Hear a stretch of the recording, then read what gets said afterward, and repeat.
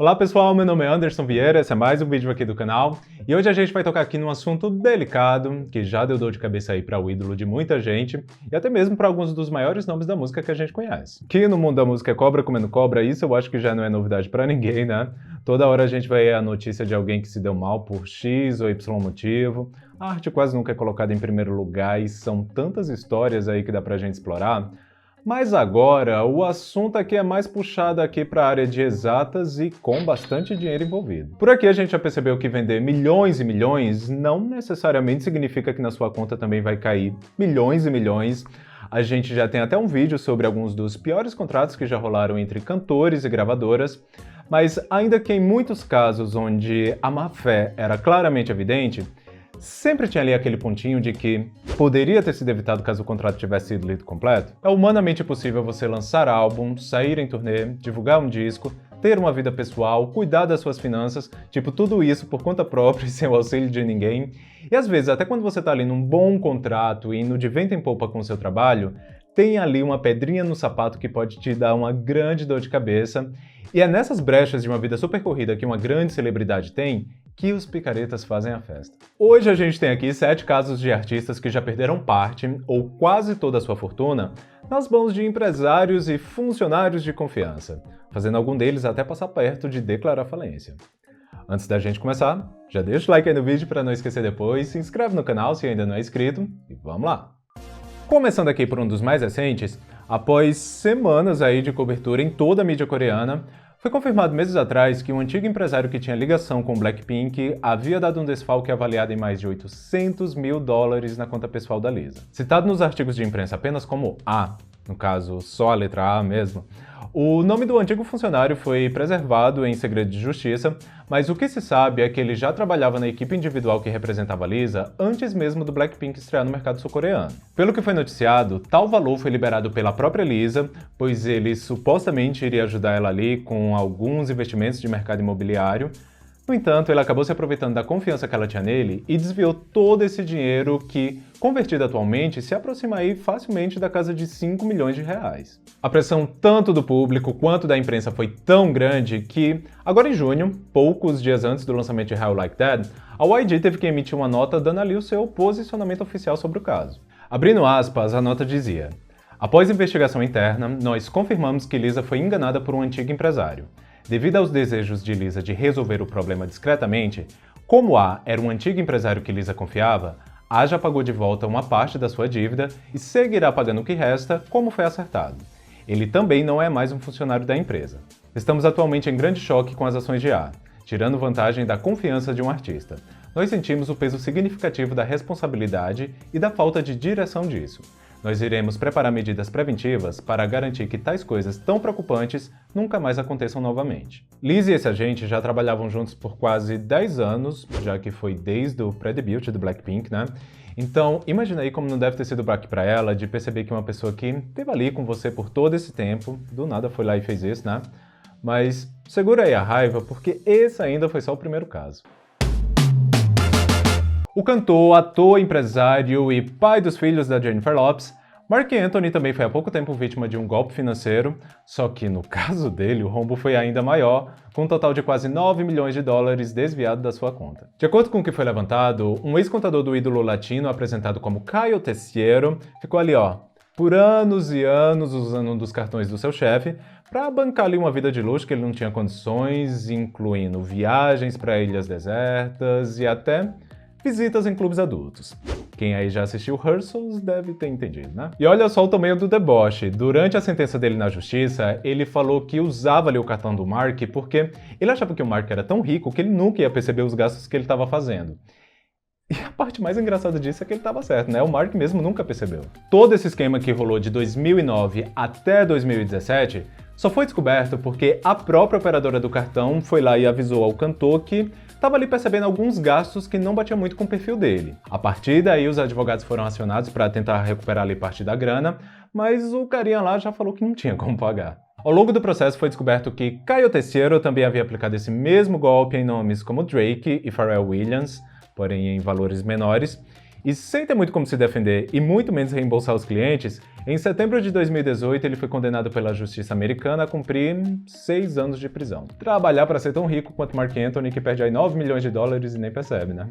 Já pensou você ser a voz à frente de um álbum que vendeu mais de 20 milhões de cópias? E quando olhar para sua conta bancária ver que o pagamento que você recebeu por isso foi de apenas 183 dólares?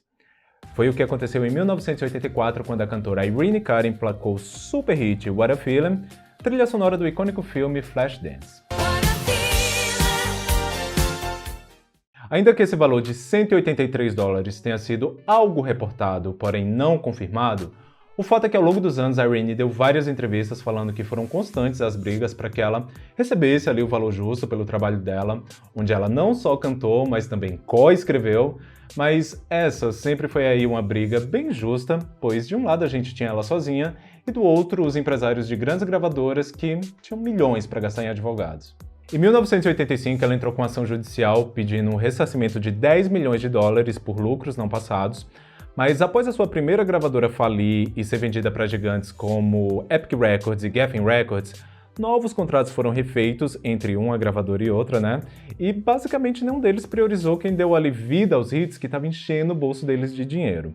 Basicamente a nova gravadora dela disse: o que você tinha de receber por esse trabalho era com a outra gravadora, aqui com a gente já é outra coisa. What a Feeling foi aí número 1 em quase todos os países do mundo, venceu o Oscar, o Globo de Ouro e 2 Grammys, e por mais que a Irene Cara tenha aí imortalizado a sua voz em uma das músicas mais conhecidas da história da música pop, as únicas pessoas que enriqueceram por esse trabalho foram apenas os donos das gravadoras.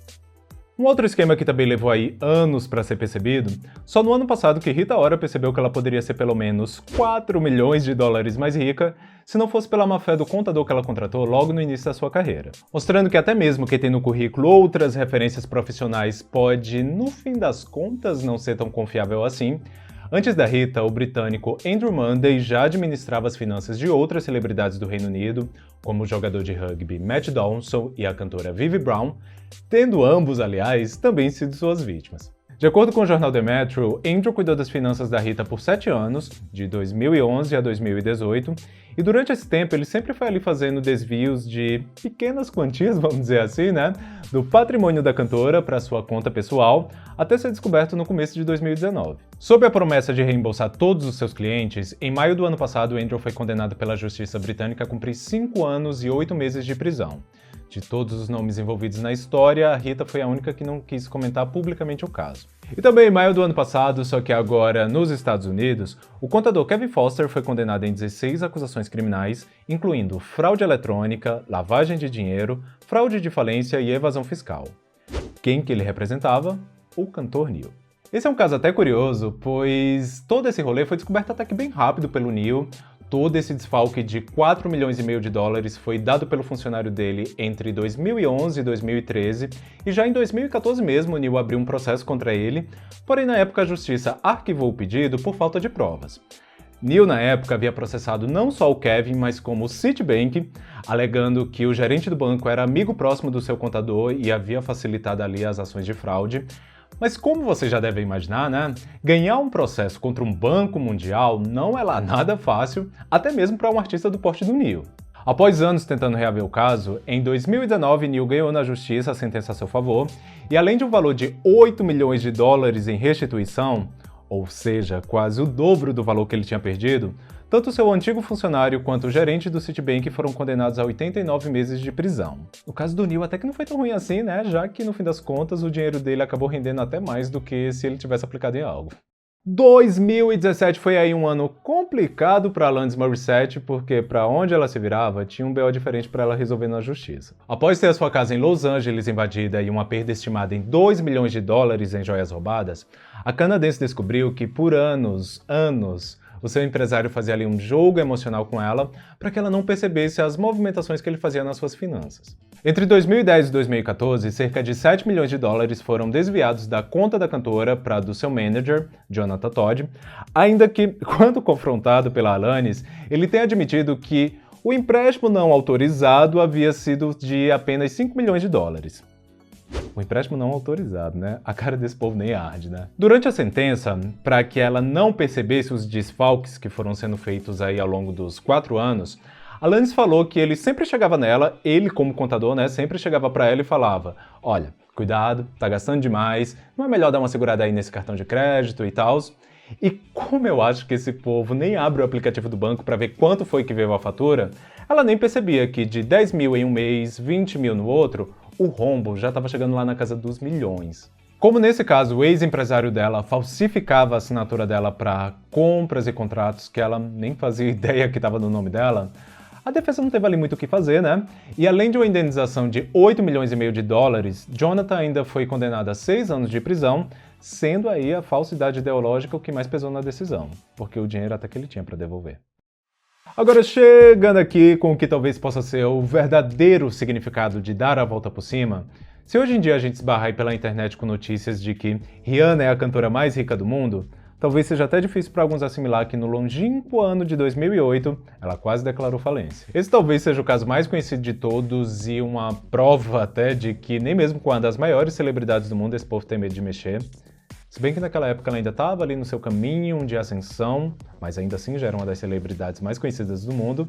E para quem não acompanhou na época ou talvez não se lembra mais, bora aqui recapitular. Após marcar sua virada de carreira com Good Girl Gone Bad, lançada em 2007, imagina só quão não deve ter sido a surpresa dela na hora que ela descobriu que, no mesmo ritmo que a sua carreira ia ali numa montanha russa que só ia para cima, na sua conta bancária só havia 20 mil dólares. De acordo com o site Contact Music, na época Rihanna teria acusado a sua contadora, Patricia Williams, de ter desviado toda a sua fortuna, que na época já passava dos 6 dígitos, mostrando que a matéria tinha ali o seu fundo de verdade, a própria Patrícia procurou o site para dar ali a sua versão da história. Abrindo aspas, não é culpa minha que ela tenha tão pouco dinheiro. Trabalhei para diversos atores, músicos e corporações milionárias. Por que eu a roubaria? Os álbuns dela não passam perto de vender a mesma quantidade que os seus singles para ela ter tanto dinheiro assim. Ela e o seu empresário, Mark Jordan, foram descuidados e eu que estou sendo jogada na fogueira. Essas foram as palavras dela, mas só para constar, em 2008 Rihanna já havia vendido mais de 15 milhões de álbuns. Bom, essa parte da história foi resolvida, o dinheiro voltou aos montes para a conta da Riri, só que já no ano seguinte veio um outro baque. Se nesse primeiro caso a gente não teve um pronunciamento oficial vindo direto da Rihanna, em 2009, quando ela já estava ali se preparando para lançar o Rated R como seu quarto álbum de estúdio, a boa garota que ficou má foi para a justiça quando percebeu que o seu patrimônio, que na época já era de 11 milhões de dólares, em poucas semanas passou a ser de apenas 2. É até difícil imaginar o que motivou a equipe da gestão financeira dela a empurrar ela a tomar tantas decisões erradas, mas de fazer ela vender a casa que ela tinha para comprar uma outra, que só em reforma precisou de um investimento de 5 milhões de dólares, a maquiar ali os lucros da turnê Last Girl on Earth e até mesmo nem monitorar os ganhos dela por direitos autorais, não só o dinheiro não estava mais entrando, como até o que tinha estava sendo assim torrado a nada. Teve ali também no meio um aumento indevido de comissão dada pelos próprios funcionários, mas no melhor estilo Bitch Better Have My Money, em um acordo fixado entre ambas as partes, todo o dinheiro que Rihanna perdeu por conta da má gestão foi devolvido com juros corrigidos, e considerando que hoje a sua fortuna já é estimada em 600 milhões de dólares, com isso ela parece nunca mais ter tido problema. O artista tem a voz, tem um talento, tem a imagem, tem o respeito do público, e fazer dinheiro é com eles mesmos. Ainda que gerenciar tudo isso seja quase tão importante quanto o seu trabalho em si. Quanto maior você se torna, mais no alvo você fica, e esses 7 grandes nomes que a gente citou aqui aprenderam de um jeito bem difícil em quem eu não confiar. Se vocês gostaram desse, falem aí nos comentários que a gente já faz aí uma parte 2, já deixei 7 nomes separados para isso. Achei melhor não colocar tudo junto, porque senão o vídeo ia ficar com o dobro de tempo, e provavelmente ninguém ia nem conseguir chegar até o final com tanta picaretagem, mas qualquer coisa falem aí que a gente faz, beleza? Bom pessoal, espero que vocês tenham gostado desse vídeo, se sim, deixa o like, se inscreve aí no canal se ainda não é inscrito, compartilha aí com o pessoal aquele esqueminha, beleza? Por hoje é isso e vamos nessa!